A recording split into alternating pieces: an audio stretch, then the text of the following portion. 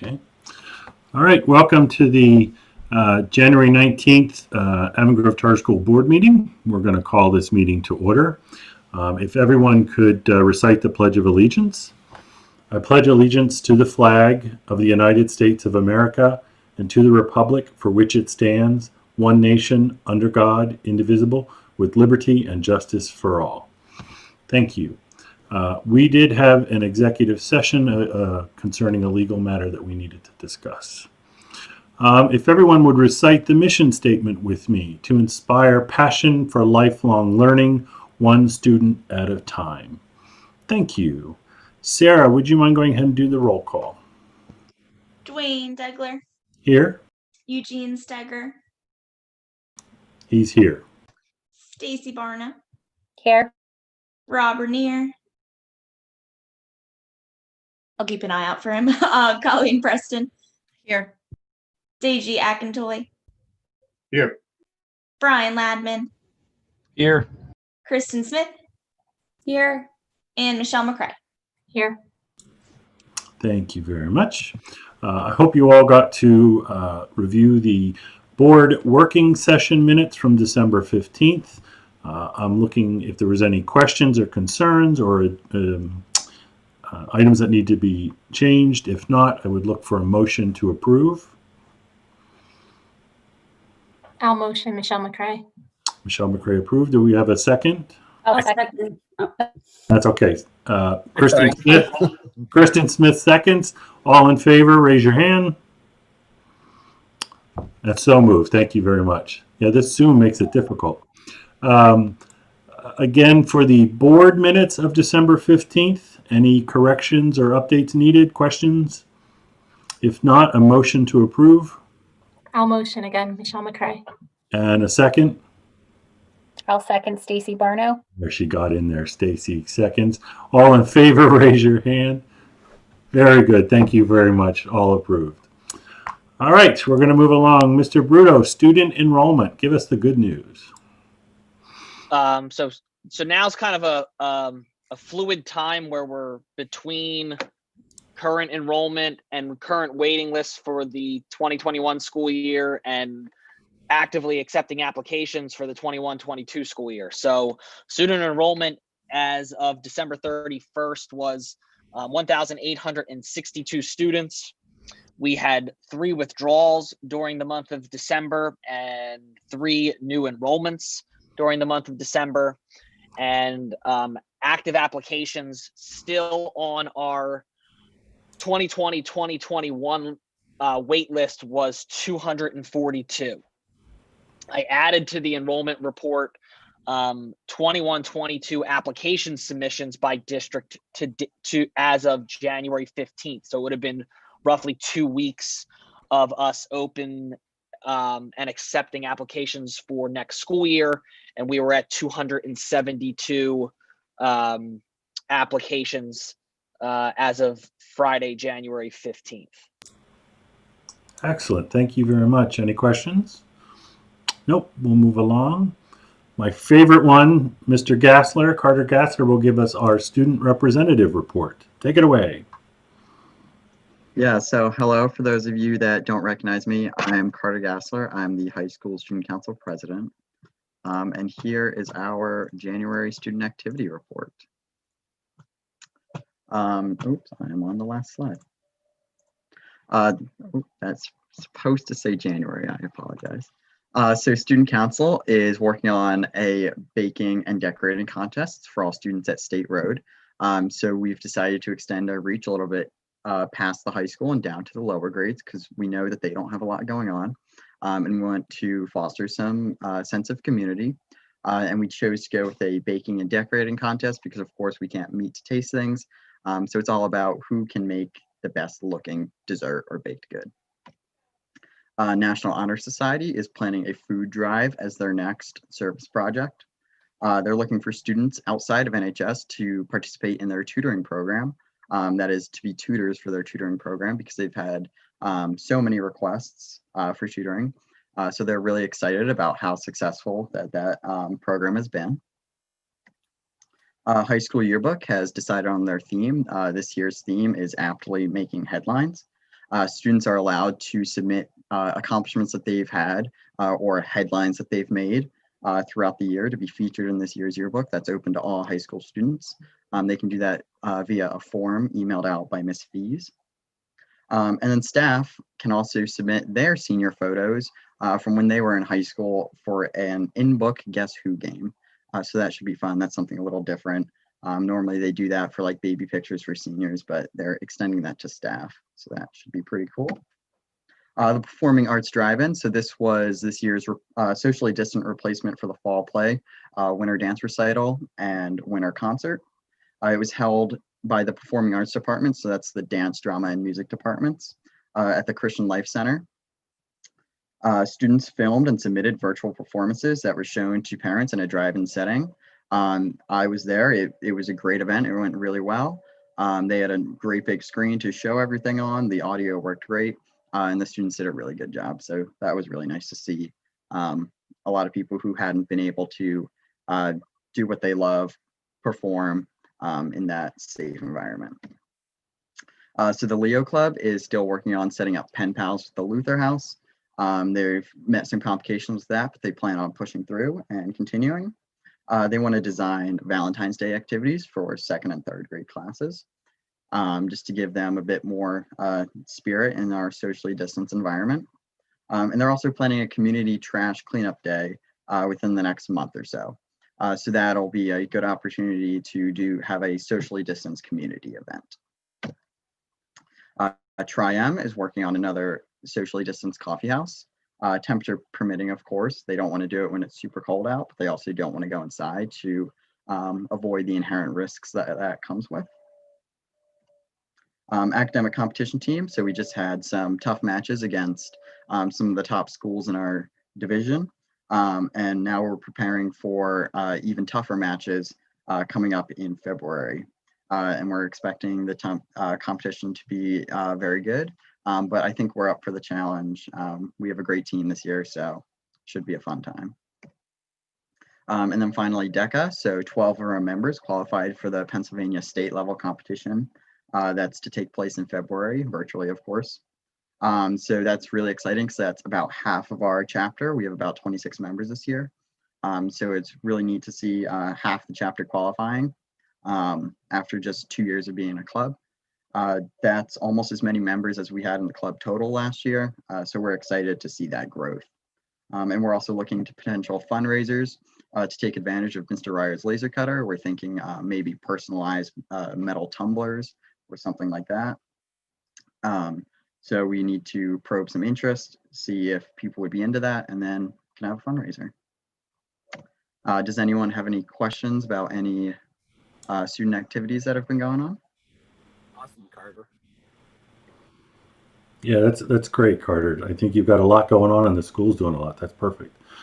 Yeah, I may have something for your laser engraver. We'll have to talk later. Awesome. All right. Can't wait. If there's no other questions for Carter, we will say thank you until next month, and we will see you there. Great job, Carter. Of course. Thank you for having me. Mr. Bruto, we're going to move on to public comment. So there's one comment for tonight. It comes from Heidi Weaver of Oxford Area School District. It reads, "Thank you for all your hard work considering the added challenges of this school year. I've had children at AGCS since the fall of 2004, and I'm very thankful for the wonderful teachers, administrators, and support staff. My question's related to the change that was made to the grading system for the high school. I believe this change was made to weight tests and quizzes at 90% of a student's grade. I would like to understand the reasoning for this change, specifically what problem was this change supposed to address. I'd like the school to hear feedback from parents and students and teachers on how this is negatively affecting the students. I'm afraid that the negative effects were unintended and there must be a better solution. The current system exponentially increases test anxiety. Tests and quizzes are the only thing that matter. So if you are a so-so test taker but highly motivated to do well in classwork and homework, it does not matter. Other work is completely disincentivized with the new grading system. There's no way to use daily hard work to compensate for average test score. I believe your previously hardworking students are being penalized at the expense of not failing kids who don't care enough to do the daily hard work. I'm guessing that teachers will tell you that their above average students have a significant drop in their grades this year. These grades will be part of their GPA, and colleges won't care if there's an asterisk noting weaker performance because of the craziness of a pandemic and or a trial of a new grading system. Finally, I'd like to know if this grading change is for this year only or if it will continue. Please provide an answer to this question tonight if possible. Thank you for your time. Thank you, Mr. Bruto. The only comment we'll make is that we've addressed this back in October. The board has no further comment, but if you have other questions, please feel free to reach out directly to administration because they take care of all the grading. All right, we're going to move along to board comments. I'll reserve my comments for now. And Rob, do you want to reserve yours to the treasurer's report? Yes, sir. Thank you. Yep, no worries. We'll move on to facilities planning. Brian Ladman. All right. Good evening, everybody. So the committee met on Monday, January 11th. In the works, there is a virtual tour of both campuses. The hope is to have a 3D video tour prepared by mid-February, which would be a nice way for students, prospective families to tour the campuses during the pandemic and hopefully afterwards. School facility projects. So the bipolar ionization equipment have been installed in both campuses, and so they should be working in concert with the ventilation systems in the room. We are looking to replace the heat and AC units, the PTAC units, in the spring of 2021. Hope is that 5 units will be replaced between spring and summer. We spent some time talking about the AGCS school-wide facilities plan. Basically, this plan will become a living document that'll be updated annually to help guide AGCS yearly projects and budgeting. So the committee on the 11th went ahead and recommended a referral to the Finance Committee and the board for approval.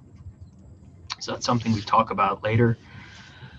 School-wide capital improvement projects in progress. So Heckendorn, Shiles, Architects, and capital improvement projects updates.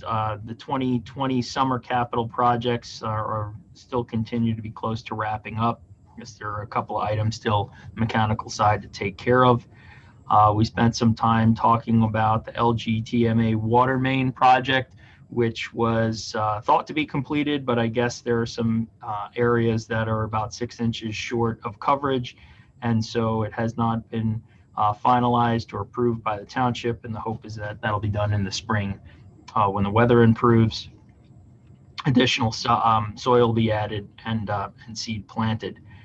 We spent some time talking about the summer projects 2021, the State Road Campus Ventilation Unit replacement projects. The bids go out on pen bid as of 1/25. Hopefully that's still the target date. We spent some time talking about window replacement phase 2 in the 1955 building, the 4th and 5th grade classrooms. We also talked about the art wing renovation, and graphic design feedback and options for that wing are currently being reviewed. We spent a little bit of time talking about State Road Campus Stormwater Management and Athletic Field Project. The discovery meeting with initial discussion occurred, but that is not moving forward just quite yet at this time. New business was covered. Water filtration, there are new requirements from the Department of Environmental Protection. The facilities team is moving forward to assess these at this time. We also talked about the Asbestos Hazard Emergency Response Act and how that report is due October 2021, where we'll be required to submit an asbestos abatement maintenance plan for any projects moving forward in that 3-year period. And that's about it. Great, thank you. Anyone have any questions? No. I will say that Kristin and Donna and the whole facilities team has done an amazing job. I did stop in to see them, and it was nice to meet all the guys working there. So they've been doing a fabulous job keeping up with everything. All right, we're going to move on to human resources. Kristin Smith. So in our committee meeting, we just fielded some questions regarding vaccinations. And we also talked about the 360 feedback on administration. Tasha is going to have a template to our HR committee next month. And then once we have a look at the template, that'll go out to staff, and then the board will have an opportunity to review it. Great. That's all for me. All right, moving along. Strategic planning, Stacy Barno. The Strategic Planning Committee met last Tuesday, the January 13th. So we talked about the learning intention survey that had been submitted for the return date of January 25th. So the team shared specifically some changes as far as some students moving from hybrid to virtual fully and from virtual to hybrid. Additionally, all communications were made by the school to those families, assigning them to either the blue or gold cohort, depending upon space available. There will be one final Q4 transition that administration will be sending that out the first week in March for the period of April 6th through June the 10th. In addition, that is going to be where current students additionally will note whether or not they're returning to Avon Grove Charter School. So there was thought not having two separate surveys, but having one survey that would include both questions. We just talked a little bit about ensuring that expectations are reviewed to students who are new to the hybrid model, which the staff and teachers have been doing a great job of reminding students since they came back to break on that same topic, just to make sure everyone's following the safeguards in place to ensure a safe hybrid model. Additionally, we looked as a committee at the first three drafts of the 2021-2022 academic calendar discussion. There'll be more discussions about that. There were three initial drafts. Feedback has been gathered additionally with the teachers, with a goal of making that decision and the board approving that decision in the month of February to assist all in planning for both families, teachers, and students. Additionally, there was some preliminary discussions about some potential opportunities for summer of 2021 learning that administration will speak additionally of to support all students and potentially eliminating any gaps and concerns that might be seen. Finally, we discussed our timeline for our strategic planning and the comprehensive plan. So in the month of February, on February 9th, during our next meeting, we're going to be reviewing our current comprehensive plan. March 9th, we're going to be talking about our federal programs budget, as well as working on our needs assessment. March through June of 2021, we're going to look at strengths and challenges, set goals, and complete our action planning. In July, the comprehensive plan will be released for public review period. And then in August, the board will vote on the comprehensive plan. So we, again, plan on meeting again on February 9th at 7:30. Thank you, Stacy. Any questions? Nope. All right, we're going to move along to Head of School Fair Education Funding Initiative.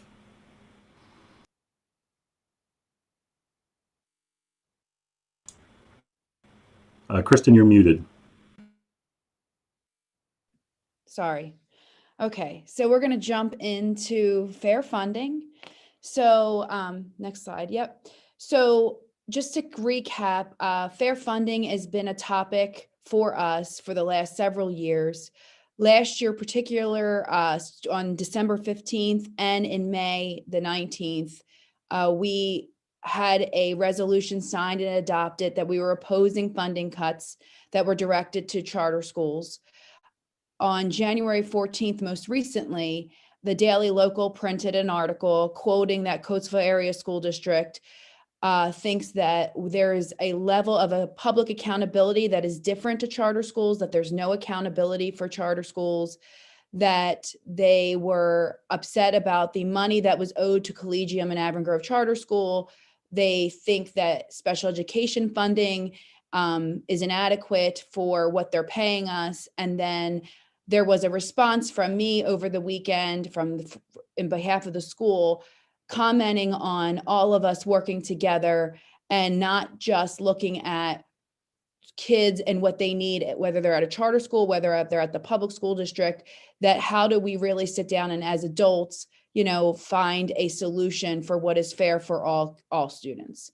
So in doing so, we have a couple things going on. Harrisburg has all new legislators that are going to have to understand how we're funded and how public school districts are funded. And that is a very convoluted process. And so we'll be up in Harrisburg educating new legislators. Donna will be attending that. I'll go as often as I can. We've already started the dialogue with some committees that are meeting on fair funding.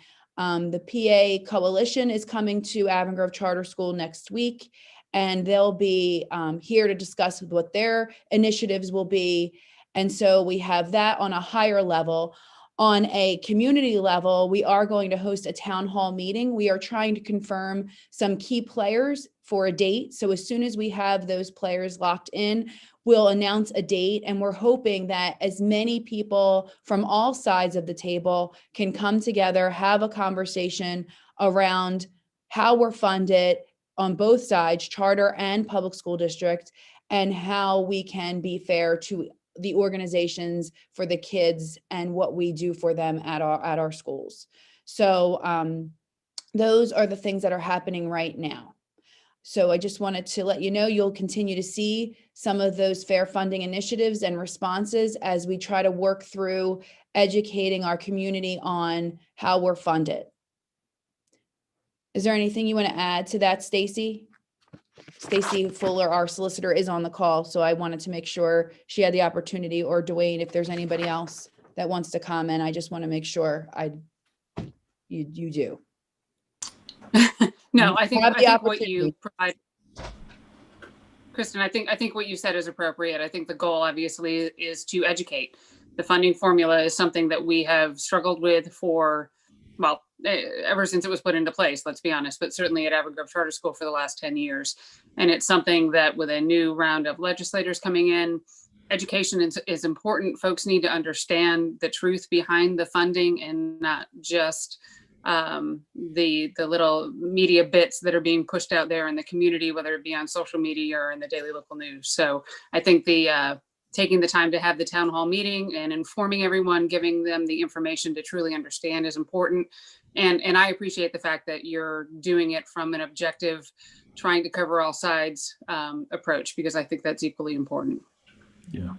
And I think as a board, we're looking at everything that we could do to support you. Appreciate that. Okay. Well, next we're going to talk about the attestation form and our community transmission table. So there's a lot of questions around this, and I want to make sure that the board understands, because I am going to ask for some guidance as we go through this.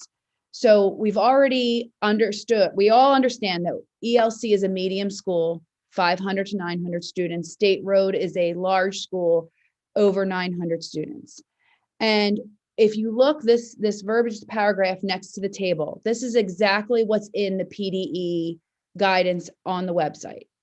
So it says, and it's what we signed when we signed the attestation form, that when a school reaches any of the case threshold, the school building is to close consistent with the Department of Health procedures following a case of COVID-19 in a school building. School administrators should contact public health staff from the Department of Health or the County Department of Health, which is what we do, the Chester County Health Department, who provide guidance and advice related to cleaning and disinfecting, contact tracing and quarantine recommendations, number of days of actual closure and or closing of certain areas in the school. So every time we get a positive case in the schools, we do call the health department, we report it to the health department, and they are aware of where we are and why we are there. We've never had such a close week to meeting the criteria for this chart as we did last week. So there were 3 in each building last week. On Friday, we were at 4 at ELC, and over the weekend, there was another report in ELC. So we were almost at 5. What happened was when we called the health department on Friday at that 4, we were closed Saturday, Sunday, Monday. It was a 3-day weekend. There's a deep clean that happens on Friday, and it was happening again on Monday just to do an extra deep clean, and we targeted some of those areas. And so the health department said that is a natural restart of time on Tuesday. And when you close the building for whatever, for this kind of scenario, 4 to 6, then your count on the dashboard starts over again. Does everybody understand up to that point? So if you were following Kemblesville dashboard, you would have seen that today, Tuesday, we started back on 0 because we were closed for 3 days, had the deep clean, but we were in that range of 4 to 6. Some schools are doing, just saying when they get to 6, they will do the 3-day closure. Some schools are saying the 4, and some schools are calling the health department and saying, what do you want us to do? So in the guidance, they said, call the health department. Some schools are just making a hard and fast 4 or the number 4 or the number 6 because they know that people are following this transmission table and they don't know the conversations that are happening with the health department. When we say that, the health department does know, for instance, one of the cases is a linked family. So it was 2 kids in one family that counted as 2. So sometimes there's a story behind why they're doing what they're doing. But I think for transparency's sake, I understand that some people want a clear number if we're doing 4. What I don't want to happen is that we might listen to the Chester County Health Department and they say, hey, you don't have to close. And let's say we're at 4, but the next day we get 3 more positives, which could happen. And then all of a sudden we're at 7. Then we're closing for 14 days versus 3 days. So, erring on the side of caution, closing for those 3 days is something that is better than having to close for 14. So I bring this to you because we've never been in the position we were in last week, and I don't want to get there again with understanding what the board's position is on some of that regarding this template. So I'm asking for some feedback just based on what your thoughts are between picking a hard and fast number or continuing to talk to the Department of Health and allowing them to give us the guidance for closure. So if you have a question or a comment, I'd ask you to raise your hand. Colleen, go ahead. Kristin, does it delay anything for you guys to like reach out to the health department? Like, is it taking too long to get feedback that it causes an issue? No, I mean, the weekends are hard, obviously. Yeah. We were able to talk to them on Friday, but I will say, like, we quarantined some people out of caution because we weren't able to get a hold of them. And then their nurse clarified with them today. So if we don't get a direct answer from the health department, we always err on the side of caution and then wait to make that connection to them. Just because if we're not sure, we're going to make sure. I mean, really, the whole 6 feet and more than 15 minutes with positive cases is everything. Right. So if any of these people are with people for more than 15 minutes that are not 6 feet apart, that's when quarantine starts to happen based on positive cases. I guess my concern with like a hard and fast number would be what you just said about the families, like those linked cases and I understand that they are still then potentially in different areas, but as we've talked about so many times, the school spread is sort of the biggest concern. Right. And when it's like these linked cases between families, then it's not school spread. Like, exactly. I feel that, Colleen, and that is, most of the cases is obviously it's all outside of school that we're seeing. that comes into school, but we also want to make sure that we do have teachers and families that are following this chart. And when they see 3, Right. they start to feel like, okay, we might be teaching online tomorrow, and and they need that time to prepare too. So I think it's both ways. Like it's really hard. You're not going to make everybody, you're not going to be able to be forthcoming, and signing up for hybrid. Part of that conversation has been from the very beginning, at any point we could close, right? Like people had to be prepared that at any point you could be teaching online, or we could be closing. Sometimes I wish it was just a number, because that would be clearer. And I do understand that at any given time that we could have 3 in one day.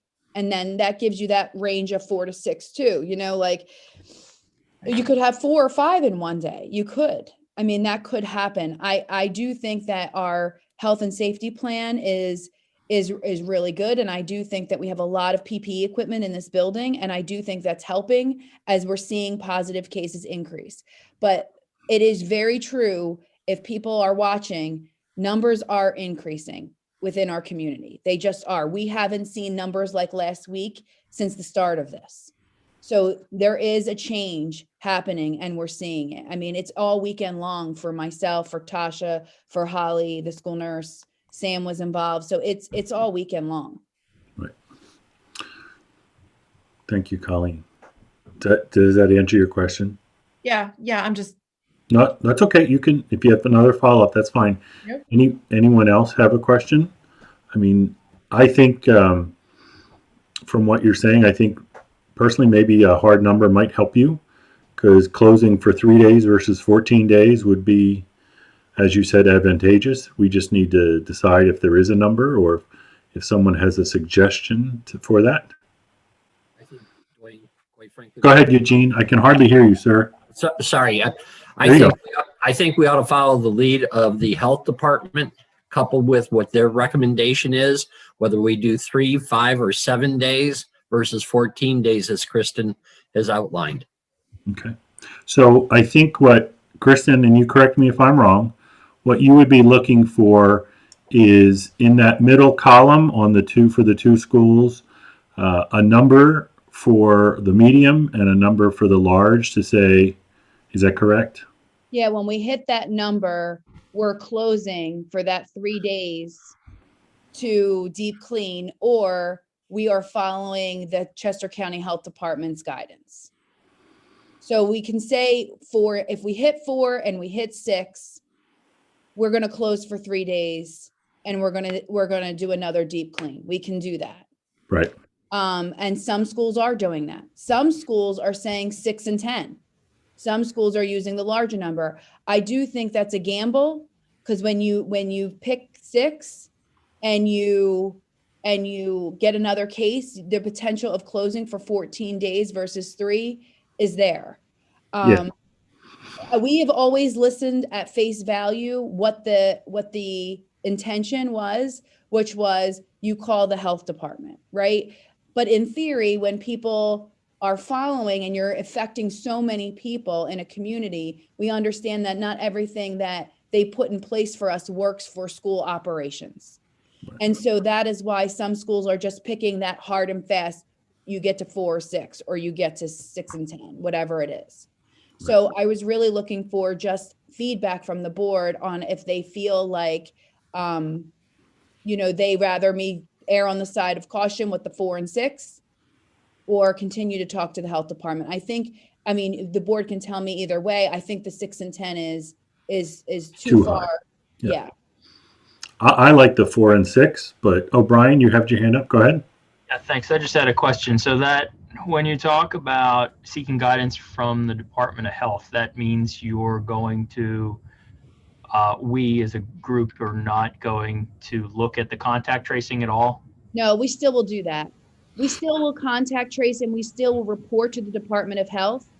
But we might, let's say the Department of Health might say to us, well, there was some families that were in a link there. You don't have to close for the 3 days. we would say, no, we got to 4 no matter what, and we're closing for the 3 days for another additional deep cleaning out of the side of caution, to err on the side of caution. But we'll still contact trace, we'll still call the Department of Health. We still have to do all of those things. And that I understand, I'm sorry. It's so, but I think the rest of the document as it stands right now has a kind of an out for contact tracing. So I guess my question is, I'll try to word it better. The plan is to remove that contact tracing as an option to ignore the hard and fast number? Or is that hard and fast number going to be it? Regardless of what contact tracing? I'm still going to do I would still do the contact tracing, but Brian, I would say to you that that makes a good point, right? Like, we do all the questioning and the contact tracing based on the Department of Health's guidance that they've given us throughout this, and Holly, who's gone through the contact tracing training. But I will say to you that we only are getting what people know and remember, right?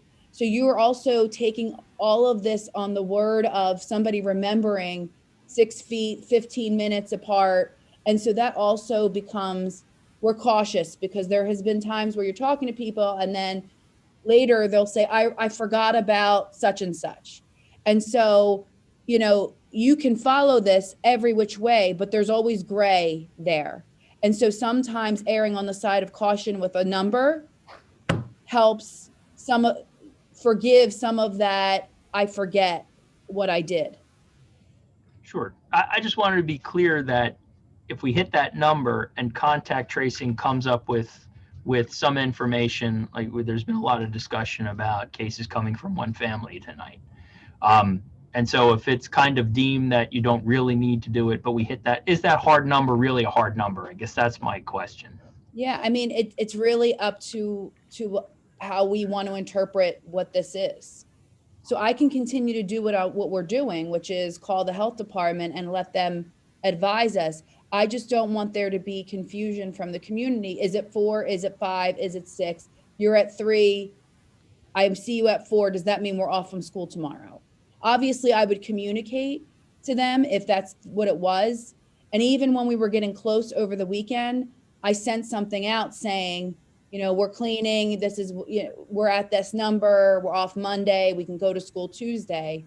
But I do think that it causes some confusion with the 3 numbers there. And I'd say, you know, I know we're saying that it's one family, 2 kids, it's 1 or 2 people. I don't know if it's children, but it's 2. It could be 2 separate classrooms, 2 separate buildings. We should count them as individuals and not. Yeah, they all have to be counted as individuals. Right. Yeah. It's just a matter of the health department advising based on the situations. And I know Brian is on the call, and so is Tasha on the Zoom. I want to make sure I'm covering every point. Is there something that I might have forgotten that would help clarify? I think you covered the main thing that I'm hearing is people are looking for consistency.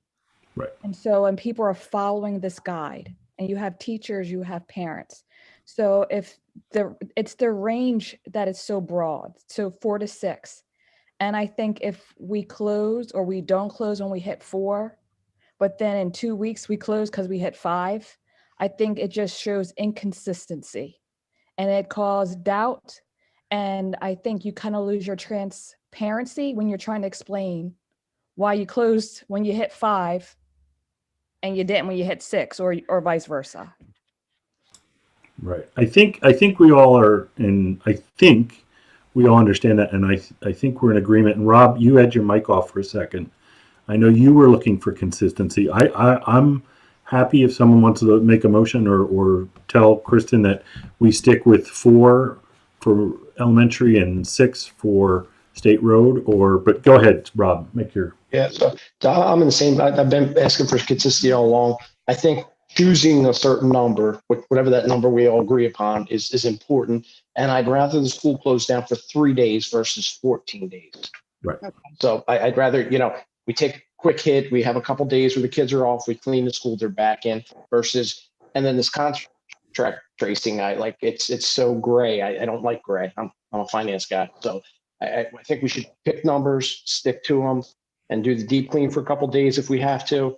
Otherwise, it gets it doesn't give the parents what they need. And that's all the parents are asking for. Let us know what we need to look out for. And that's what I want to fulfill for them. And plus, I want to be conservative for the teachers as well. I don't want the teachers exposed as well. So. Okay. Well said. Well said. So I hear, yes, we're going to continue to talk to the health department and contact trace, but if we hit the 4 or 6, we will close for that required 3, and it could be more based on the situation, but for now, I'll say 3 because that's usually what the health department is hitting when we get to that minimal 4 to 6 number.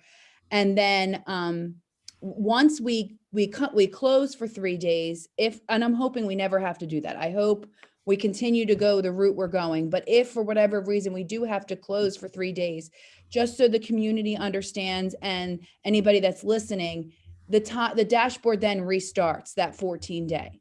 So that is why it restarted today, Tuesday. And yes, Brian has it up. That's why it's 0 today. So I want to make sure everybody understands that, for transparency's sake too, that the clock starts over every time you close for that 3-day. Brian, did you want to add anything to this?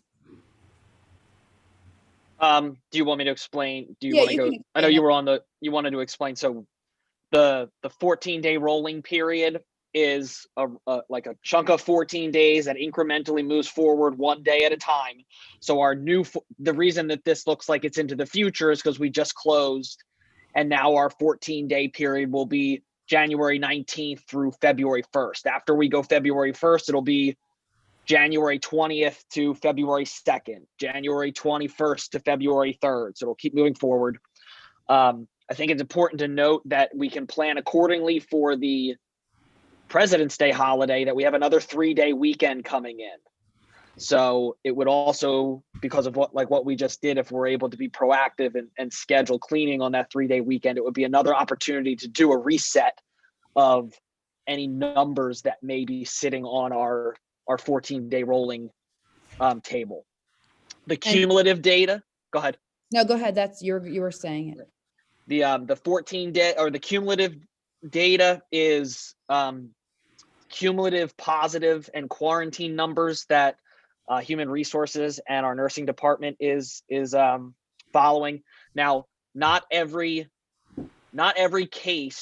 positive case falls in the criteria of going into our 14-day rolling period. So there are some stipulations and criteria that needs to be met that Tasha and Holly go through with the individuals, and then a determination is made of whether or not that sits on our 14-day rolling period. So you might see, for example, cases being reported in the weekly totals, but maybe it doesn't show up on the 14-day average, and it's because the child is positive but hasn't been in school and wasn't in school during the period in which they would have contracted it or were symptomatic or anything like that. So that would be a cumulative positive case because it's a student of ours, but doesn't fall on our 14-day rolling average, which would add into the number that might necessitate a close. So that was a question the teachers had during some of our roundtables. So we tried to explain that the numbers in the cumulative data may not, and the bar chart of weekly positive case reporting may not always be a 1-to-1 match to the 14-day rolling average. And then again, I throw in at the bottom every Friday what the county data is in terms of incident rate and PCR positivities. So I just want to clarify, and then we can go around and check and see if everyone's in agreement. So if we have 4 cases and we pick that number 4 for ELC, the plan is to close for 3 days. You'll contact the school or the Chester County Health. You'll do the contact tracing. You'll do everything normal. But for those 3 days, the purpose is to fully clean and disinfect the school to prevent any kind of spread. It's not the 14 days. It's 3 days of cleaning just to make sure that we get everything we can out. Correct. Okay. Is there any other questions or comments? Michelle McRae. I just want to say that I also agree with the lowest bounds, and having a set number, I think, is a smart idea, just to give everybody a number threshold for us to work from. I just want to clarify, though, the 3 to 7 days, it's not necessarily 3 that we would shut. You would talk to the Department of Health, and then they would give guidance from 3 to 7. Is that correct? Exactly. Most of that 3 to 7 days is because they don't know how big schools are and how long it would take you to deep clean and sanitize, how many cleaning staff you have. So they give that threshold because they want to make sure that it's done properly. We have that down and we know that our staff can do that in 3 days. So I don't anticipate it being 7, but that's why they give it that flexibility of days, because every school is different depending on the situation. Thank you for the clarification. And do they treat or ask you about in-school transmission versus it coming from home? Yes. So they want to know where that person, that initial person that starts, they're going to ask who you've been with that's 6 feet, longer than 15 minutes. 9 times out of 10, and I've been on a lot of these calls, I will say that the person that is positive already knows. They were at a church function and the church is positive and has positive cases. My daughter just came home from college and she was positive. It's very rare that they don't know how they got it. And I would say, and Tasha, correct me if I'm wrong. I mean, I can tell you in my experience, what I'm seeing and hearing is that almost a 9 out of 10 are outside of school and they know where they've gotten it. And the other is just, I really don't know where I got it. All right. I think that the one other thing that's important to point out is that, and that what you're seeing schools do is that the closure, like we just did with the 3-day weekend. Avon Grove School District did it.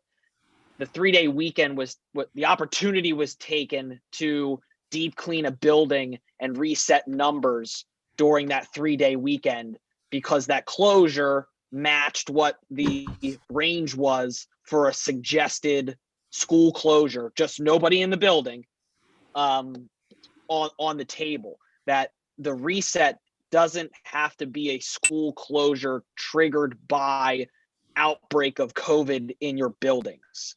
Does that make sense? Yes. And what we'll do is, if we do that and can do that based on a break or a day off that gives us that 3-day window, we can put on the top of our dashboard that you'll see the 0 again because of that 3-day weekend. Oh, he already did it. Thanks, Bruto. I asked him to put that in there today just because we did have some people not understand how we got back to 0. So we'll continue to do that. So if people are following the dashboard, they know why. Okay, any other questions about the dashboard or the chart? And Yeah, I really quick. appreciate the guidance. Really quick, just a point of clarity. If you were to get additional positive cases while you were the 3 days that you were out of school, does that count towards a previous count, or does it count towards the follow-up count? The previous count. It doesn't count in the dashboard. Once they come, it has to be people that are symptomatic or positive in the new.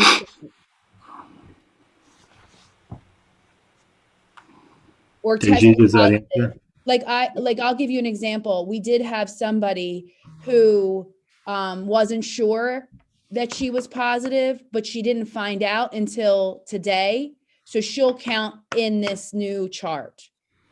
But we think that she was over the weekend, but she's still going to count because today is the day she found out and we're back in school. Does that make sense? It does. I think what it brings to question for me is just something to consider. And again, this is probably a little bit of me being conservative. If that person was not sure and that number would have reached 7.5 or some number greater that would have caused us to close longer, isn't the safe and prudent thing to do would be to close for an extended period of time, given those facts? Or in this case, it sounds like we would be counting them towards the next case, which would mean that we would get to close for a shorter period of time. Right. Yes, we would always err on the side of caution. We obviously haven't been even near that 7 number, so I'm not worried about us being pushed in there. But if for whatever reason, they needed additional days based on more cases that they found or linked cases, we would do that. Great. All right. Any other questions? And I'm going to assume everyone just by nod that we're okay with the number 4 for Early Learning Center and 6 for State Road. Yes. Okay. All right, so next I wanted to talk just about what the health and safety guidance has been, and I did talk to the teachers about this briefly. So the big talk in our conversations has been about COVID-19 antigen testing, rapid testing. So all of our nursing staff has been trained to administer antigen testing. 2 of them are now certified to train other staff members. So some of the conversation has been, you know, we're looking for sites to send teachers. Right now, it's been very hard. If the teachers have a headache or they have congestion and they don't think they have COVID, but they want to make sure, to get a test like that is very hard to get unless you're paying $75. And in some cases, I talked to somebody over the weekend who paid $250 for a test so that she could find out, which is, for educators to have to go through that, I'm still very confused why we're still there. And so we are waiting patiently for tests. I do know that the IU is communicating about possibly having a site. It's all about staffing it and, you know, making sure that they have everything in place. I know that school districts have talked about it. There are some things that we have to do so that when CHOP says, here's some tests for you, we have the nurses now trained. Now we need to have an MOA, a memorandum of understanding between the health department and AGCS. We sent the health department, we have everything ready. The board has to approve that we have everything that we need, procedures, location of where the test would be stored, how it's going to be given, the consent form, and obviously Stacy would have to look through that too. So we have it ready to go. Obviously, I just sent it to you today because we're just going through this process. If for some reason we can get this up and running sooner than later, I might ask for not a very long special meeting, but a meeting just so that the board can approve all the documents and Stacy so that we can move forward. And if we have the possibility of getting tested, be able to administer to these teachers that are specifically looking for tests. Does anybody have any questions about that? Oh, no. Yeah, go back for a moment. I just had one question. This is only for teachers, correct? Right now, this is only for teachers. I know that the districts have been talking about giving it to students as far as athletics, or even just the student that comes in isn't sure and the family says, I don't have, you know, I need a test. We did talk briefly about that, but I wouldn't be at a place at the special meeting. I could give you more information on, you know, if we were looking to give it to kids. But right now, I know for sure we need it for staff. Okay. Yeah, I just have some comments, but I'll hold them. Okay. And Brian, if there's comments that we can navigate before that meeting, email them to me and then I can have the answers ready for that special meeting. And anybody else that might, as you're walking through some of the documents I sent you. Okay. Did everyone get those documents and were able to open them? Because I wasn't at first. Okay, I see. Yes. All right, great. Okay. The vaccines. So obviously we are ready. At least I'm ready. I'm ready. Maybe not everybody's ready, but I'm ready for the vaccine. I'm a little frustrated with that process as well. There was a launch that was 1A, 1B healthcare providers were going to be in the 1A, and 1B was going to be the educators. They sent out surveys saying, would your staff be interested? We're not mandating it for staff, but we did say, hey, we have this many staff members. So if they are interested, please count us in your counts.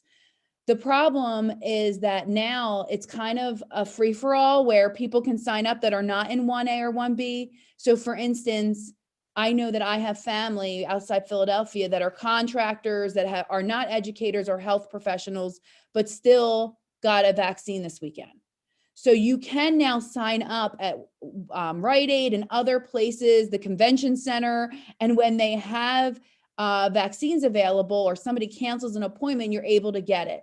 So what I've advised the staff is that if you can get a vaccine, in New Jersey, in Pennsylvania, wherever, and you have the opportunity, don't wait for us, because Chester County is going to get a limited amount and we're not even sure when. So let's continue to do what we're doing if you're interested in getting vaccinated. So that's what I've advised. I tried to sign up all weekend and haven't been lucky enough to do that, but I'm hoping that we see our educators start to get that vaccine, if not from around this area, somewhere they have access to.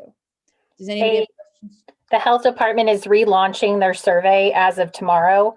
They have to do some changes. The Pennsylvania Department of Health made changes for moving people from 1B to 1A, which is anyone over the age of 65 or people under 65, 16 to 65 with health conditions. So the health department is advising on the county website that people do not need to sign up if they've already signed up once, that they're going to be converting it. But I would just advise the public and anyone on the board, if you have questions about the Chester County Health Department's plan of action, that website is where you're going to see any updates that are happening. So they're making major shifts because it's very different from county to county. It's extremely different. And then like you mentioned, Kristin, state to state, it's different. So who's 1A, who's 1B, there's all kinds of exceptions being made. So I know a lot of people are just trying to find wherever they can go. So I would just advise Chester County residents continue to follow that site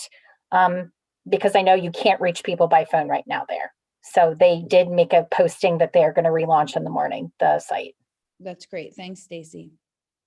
And then just another reminder that obviously, as we see cases really kind of be more than we've usually see in all of our experience so far with COVID at school, with the new students coming in, we'll be doing a very strict reteach of health and safety plans, staff accountability. I did have a roundtable just recently and explained that we are not everywhere, and it's important that their eyes are everywhere and they report things that are going right or going wrong so that we can make sure that we rectify it right away.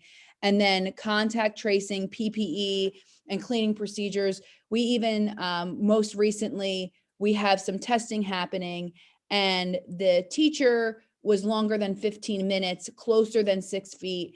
And they said very clearly, unless they're wearing goggles and full PPE, scrubs, everything, that they count for quarantine. So we're really making sure that teachers understand that their social distancing with that 15 minutes really does mean something, and that we're giving them every way not to do that. So eating lunch together with staff members, we just don't want one interaction to cause several staff members to quarantine. And so the PPE around here is a lot. So we're continuing to do that. We just ordered more just in case things break, and that we have it on site ready to go, and that teachers have it as well. So just to kind of review where we are in the health and safety update.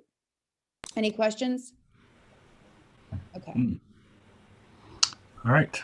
As far as transitioning, I know Stacy talked about this briefly about strategic, but just to give you some numbers, from kindergarten to 12th grade, these are the numbers that are transitioning to hybrid. So 14 kindergarten, 13 first grade, 12, all the way to 12th grade. So you see the numbers there.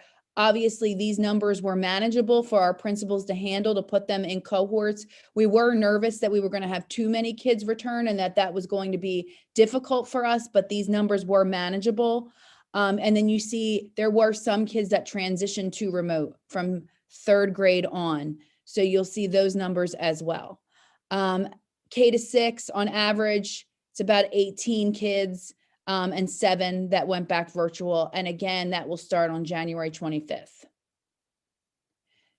We'll have the additional form survey that will be sent out in March with the new learning intention. So if parents want to go back to school that didn't do it this time for the January 25th date, again, that will be April 6th to June 10th, and they'll sign up at March. The intent to return that we usually give you in January is going to be linked to that. So if you want to return to Avon Grove Charter School next year, you'll have to fill that intent to return form out with that March survey. So it will all be in one email, and we'll make sure we stress that. And then we're expecting a larger return to hybrid, obviously, for the next group.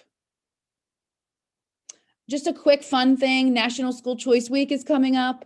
And I want you to know that if you chose Avon Grove Charter School for your child, or if your children choose to be here at our school and love our school, this is a really great week. It just celebrates that we have a choice, that we as a community appreciate our school. We'll be celebrating our families, our students, our staff.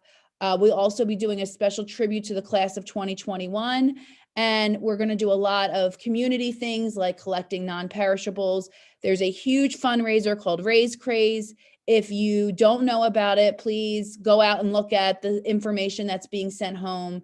And we are relaunching the car magnet, which is great. So there's a lot of fun things to look forward to for National School Choice Week. And we're really going to zone in on our families and what they're doing with their kids at home, since we've had all of this online learning. So it should be a different kind of National School Choice Week, but a really fun way to celebrate each other. And again, I thank you for choosing Avon Grove Charter School. Thank you. And I think that's it for me, I Yep. believe. Yes. Anybody have any questions or comments before we move on? Nope. Okay. We're going to move on to the fun part of the evening, Rob, the treasurer's report. Go ahead, laugh, Eugene. There you go. All right. So we had our meeting last week as our usual meeting. And so we'll start off on the AGCS financial statements approval. Fiscal period ending November 30th, 2020 financial statements. Based on the review of the audited financial statements as presented, administration has recommended November 2020 financial statements be presented to the Board of Trustees. The AGCS administration is requesting the board approve the financial statements as presented, subject to auditor review under the consent agenda. 2020 December funds activity and vendor transaction reports. Based on the review of the 2020 December funds activity and vendor billing reports, administration is requesting the board to approve the 2020 December funds activity and vendor billing reports as presented under the consent agenda. And while I mentioned earlier in the meeting that while Coatesville money is still outstanding, days on hand, cash position as of January 13th, 2021, school's cash position is very good. All right, so the Bank of New York Mellon debt service wire transfer authorization letter. The Bank of New York Mellon debt service payment due for the period covering January 2021 through June 2021 has been updated to reflect the school's monthly debt servicing covering this period. There's a slight increase to the monthly payment, which represents a decrease in the interest margin for the last 6 months and an increase in the principal payment due to the December 15, 2021. The principal due on December 15, 2021 is $385,000. The 2017 Series A bond, $370,000 principal due on December 15, 2020 was paid in full. The BB&T wire transfer authorization letter has been reviewed and verified. Administration is recommending the board approve this document as presented under the consent agenda. Although it says that, so actually, we have to approve this separately. Can I get a motion to approve the revised Bank of New York Mellon debt service wire transfer authorization letter for the period covering January 2021? Taking notes, it should be January 2021 through June 2021 as presented. Eugene made a motion. Is there a second? I'll second. All in favor? Unanimous. So this was discussed earlier by Brian. So this is the Heckendorn Giles Architect Professional Service Agreement. It was brought up in the facilities meeting. It's our next 5 to 10 year period where we're looking forward for maintenance and replacement. Administration has been working with the Heckendorn Giles to determine, as well as clearly defining and designing a scope of service required for a school-wide 5 to 10 year master facilities plan. The purpose of this document is to create a living, breathing facilities plan, a path forward that integrates the school's facility operations and capital improvements or expansion goals and objective as directed by the Strategic Planning Committee. The document will include a full inventory of school facilities, equipment, and the required preventative maintenance schedule or asset replacement schedule as identified during the assessment for all AGCS buildings, grounds, and equipment assets. Also included in this annual review, schedule update to the document that account for what has been completed, as well as provide a look ahead for capital projects and life cycle equipment replacements. The comprehensive assessment and required planning deliverables will address the many requests for the comprehensive 3, 5, 10 facilities plan, as well as the facilities assessment report required by our bond trustees, and a need for the fund of our repair and replacement funds, the R&R, over the 5-year period of July 2022. The report creates the R&R fund is required by May 22nd of that time. Heckendorn Childs has provided a proposal for the professional services required to complete the AGCS school-wide facilities plan document. Please note the electrical, plumbing, and mechanical services required are also included in this proposal. The Board Facilities Committee has reviewed the proposal and recommends the proposal be remitted to the Finance Committee for finance consideration. The committee reviewed the proposal, confirmed there is funding available to complete the assessment, and are in agreement that moving forward in this direction is the best interest of the school, short and long term. So given the above mentioned, motion to approve the Heckendorn Childs Architect AGCS school-wide facilities planning service proposal as presented. Do we have a motion?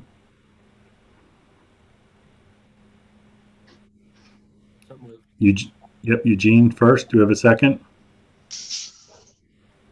I'll second Michelle McCray. Thank you, Michelle. All in favor? Unanimous. All right, AGCS 2021-2022 fiscal year budget process. The 2021-2022 budget is underway. Administration is compiling staffing, curricular, non-instructional facilities, food services, and capital expenditures for entry into the 21-22 budget template. The data entry will be completed by mid-March. A copy of the 21-22 budget process schedule was provided for reference purposes. Administration will meet and review all budget line items, clarify priorities, and make adjustments as required. Administration will review the budget with the Finance Committee and update board members as they continue to move through the process. Sage, Intact, and Paramount software implementations. The business office has completed the legal review for both vendor contracts. Both documents were executed and remitted to Sage, Intact, and Paramount Workplace on December 23rd, 2020. The business office was granted access to Sage Intact Learning Center on January 6th. Staff has begun general training modules in preparation for the first implementation and design meeting scheduled for January 29th. The Paramount Workplace Purchasing Program implementation planning will begin in February. 2022 statement of financial interest due to the business office by May 1st, 2021. So you'll all be getting a letter from the finance office of your financial interest. And lastly, can I get a motion to approve the business office consent agenda as presented? Anyone like to make a motion? Wait, not a motion to approve. Okay, Eugene went first, Stacy was second, and Deji was for good measure. So is everyone approved? Approved. Yes, there you go. So moved. It's unanimous. Thank you, Rob. That's exciting. You guys got the software. Are you excited? Is Donna on here? Because I don't get into the program. So I know. It would be the Yeah, I think it's gonna, I spoke with the charter school in the South Bronx and they came onto it last year. So they said it took them about 3 months. So there was a little slide in productivity, but he's seen gains in leaps and bounds since about the end of September. So we're excited. It does a lot. And I think I'm more excited about the procurement package because of the automation and the streamlining that that's going to bring. So that's going to be really exciting. Good, Donna.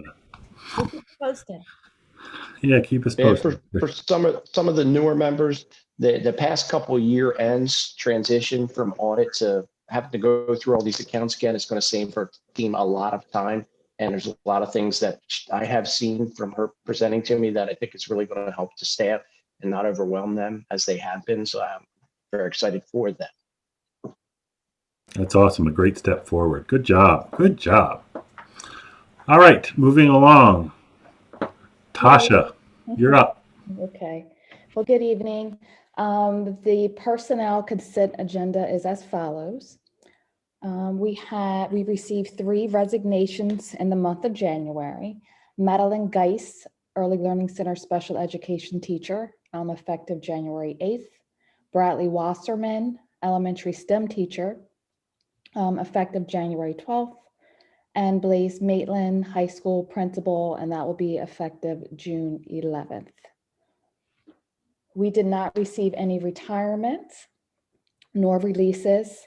However, we had 2 leaves for the month of January. Kelly Hendrickson is on FMLA effective January 4th, as well as Angela Ham, effective the same day, January 4th. We do not have any additions to payroll for professional staff. However, we do have 1 under support staff, and that is Kimberly Colgan Feeney, who was hired as a cafeteria aide at State Road, and she started today, January the 19th. We did not hire any contracted vendors or seasonal staff. So administration is recommending the approval of the staffing changes provided within the personnel consent agenda, specifically items listed from 8A through 8I. Thank you, Tasha. Are there any questions or comments?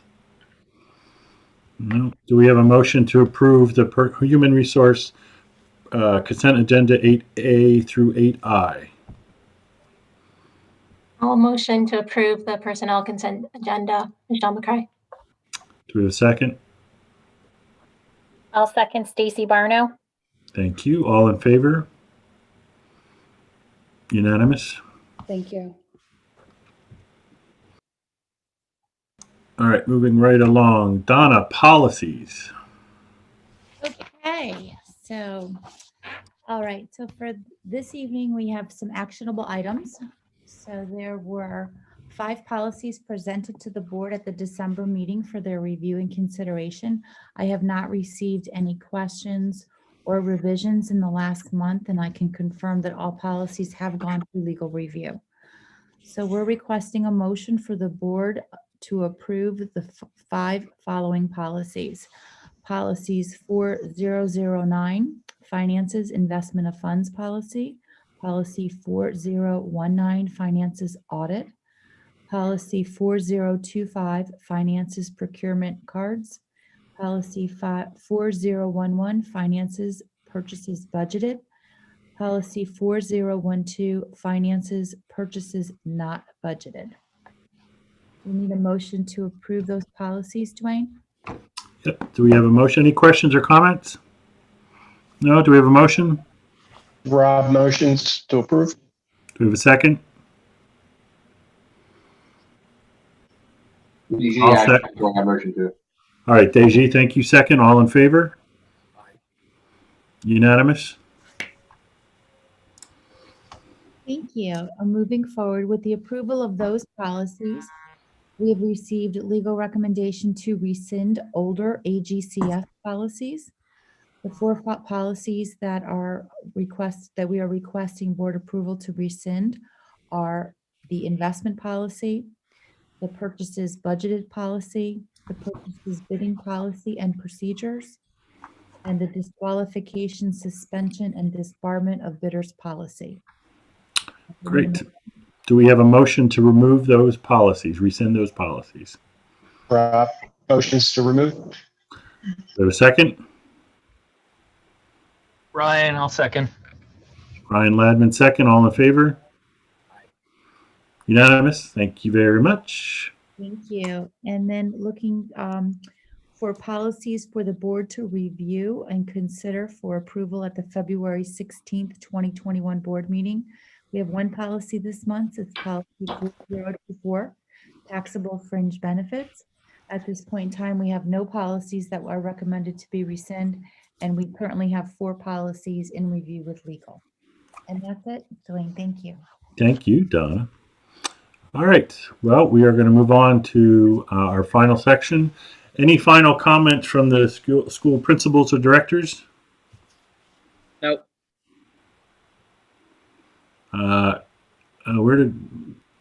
We can't hear you, Chris. There you go. Sorry, I'm talking. I had a couple comments. That's okay. All right. So first thing is I wanted to, if you haven't listened to the podcast, then you might not know, or if you didn't receive a letter from Dr. Maitland, that he is leaving to pursue his passion in real estate. He is going to stay with us until the end of the school year, and then he'll be pursuing his passion this summer. So this has nothing to do with Avon Grove Charter School. It's really to, get involved in something, take a chance in something he's been trying to do outside of school for a very long time that he's really passionate about. He loves the school, and we really thank him for what he's contributed to the school. He has great relationships with the kids, and he's not looking to end anytime soon his relationship with Avon Grove Charter School. So I wanted to make sure that I made that public comment and thanked him for his service, and grateful that he will finish the year out with us and the kids. Does anybody have any questions about that, the board in particular? As long as he keeps his kids with us, we're fine. Yeah. The other thing I wanted to talk to you about, I made I had got some texts while I was talking and didn't see them. So I wanted to clarify that when I was talking about Kemblesville restarting that 3-day, we did the deep clean at State Road, which also recounted the reset at State Road as well. It wasn't just Kemblesville. And I also, the nurse asked me to clarify that that 3-day is not just about cleaning. It's also about more time for contact tracing as the numbers increase. So that is also something she wanted me to make sure I specified, and that the no school spread there's never been a case where we have confirmed with the health department or anybody else that there was a spread at school. So I wanted to make that comment. And also we did see a comment come through about, why don't we use our virtual day Friday or Monday so we have a rolling day? We've always kept that Wednesday deep clean because it was in between cohorts of kids. You have 2 cohorts of kids, so you had a deep clean Wednesday and a deep clean after school on Friday. But that was why we put that in place for health and safety plans. So I just wanted to make that comment as well. All right. Thank you. That's all I have for tonight. Thank you. Any other committees? Any other comments or questions? Just one, if I may, Dwayne. Sure, go right ahead. I want to recommend that Brian Ladman apply for the Ernest Hemingway look-alike down in Key West.